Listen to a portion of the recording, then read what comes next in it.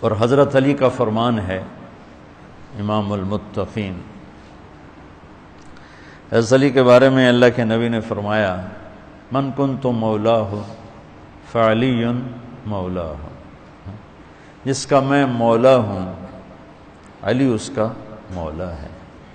اور یہاں مولا سے مراد دوست نہیں ہے، یہ ہم دوست کا ترجمہ کرتے ہیں، آقا، سردار، جس کا میں سردار ہوں علی اس کے سردار ہیں۔ اس کے پیچھے ایک کافی پس منظر میں بہت سی چیزیں ہیں، ان کی صفائی کرنے کے لیے میرے نبی نے غدیر خم پر یہ حدیث بیان فرمائی خطبے میں کہ جس کا میں مولا ہوں اس کا علی مولا ہے۔ تو یہ چند دن پہلے مجھے خیال آیا کہ ہمیں حضرت علی نہیں کہنا چاہیے، ہمیں مولا علی کہنا چاہیے، کہ میرے نبی ہمیں ان کو ہمارا مولا بنا کے گئے ہیں۔ ہم سمجھتے ہیں صرف یہ شیعہ کہتے ہیں مولا علی، وہ صحیح کہتے ہیں، من کنت مولاہ فعلی مولاہ۔ آپ سب کے 6 روپے میں حیرانی دیکھ رہا ہوں، حالانکہ میں آپ کو صحیح حدیث پیش کر رہا ہوں، من کنت مولاہ فعلی مولاہ، جس کا میں مولا ہوں علی اس کا مولا ہے۔ تو میں اب حضرت علی نہیں کہتا، میں کہتا ہوں مولا علی، کہ ان کا حق ہے۔ جیسے ہر صحابی کی بعض خصوصیات ہیں جو دوسرے میں نہیں۔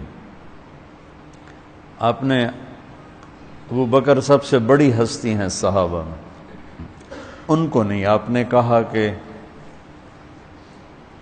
تو جنت میں میرے آگے آگے چلتا ہے۔ بلال کو کہا کیا بات ہے، جب جنت میں جاتا ہوں مجھ سے آگے آگے چلتا نظر آتا ہے، جزوی فضیلت۔ سارے لوگ پیدل چلیں گے، میں براق پہ چلوں گا، میرے نبی نے فرمایا، اور بلال میرے آگے سرخ اونٹنی پہ بیٹھ کے چلے گا، یہ جزوی فضیلت۔ جنت میں جانے لگوں گا تو جنت کی سواری کی لگام ایسے نیچے گرے گی۔ نیچے گرنے کا مطلب ہے کوئی ڈرائیور آئے گا، کوچوان آئے گا جو چلائے گا، تو بلال حبشی کو یہ رسی پکڑائی جائے گی۔ تو اس طرح یہ جزوی فضائل کسی کے کسی طرح، کسی کے کسی طرح ہیں۔ تو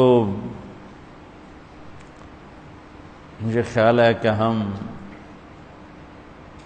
اہل البیت کے حق میں بڑی کوتاہی کرتے ہیں، بہت کوتاہی کرتے ہیں۔ ہم اللہ کے نبی کی اولاد کے تذکرے نہیں کرتے، اس سے ان سے محبت کی گرمی بھی نہیں پیدا ہوتی۔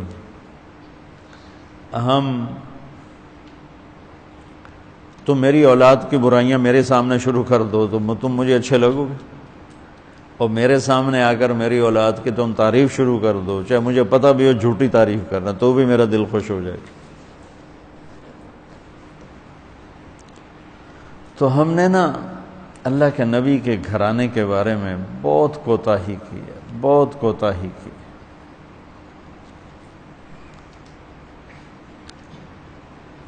تو تم سنتے رہتے ہو، میرے ہر بیان میں اہل بیت کا تذکرہ ہوتا، اور یہ میرا ایمان ہے کہ یہ میری بخشش کا بہت بڑا وسیلہ ہے اگر اللہ کے ہاں قبول ہوگی۔ ریاکاری میں مردود ہو گیا تو وہ تو الگ بات ہے، اور جو اس کا ہر فیصلہ حق ہے، لیکن اگر میرے اللہ نے قبول فرمایا تو میرے بیانوں میں میری سب سے بڑی متاع میرے نبی کے گھر کا تذکرہ ہے۔ میں اس سے اندر کی محبت سے بھر کے کرتا ہوں، اور اپنی کوتاہی پر اور امت کی کوتاہی پر استغفار کرتا ہوں کہ ہم نے اپنے نبی کی اولاد بھلانا تو کیا ہے، 60 سال میں کیا کر دیا، ذبح کر کے رکھ دی۔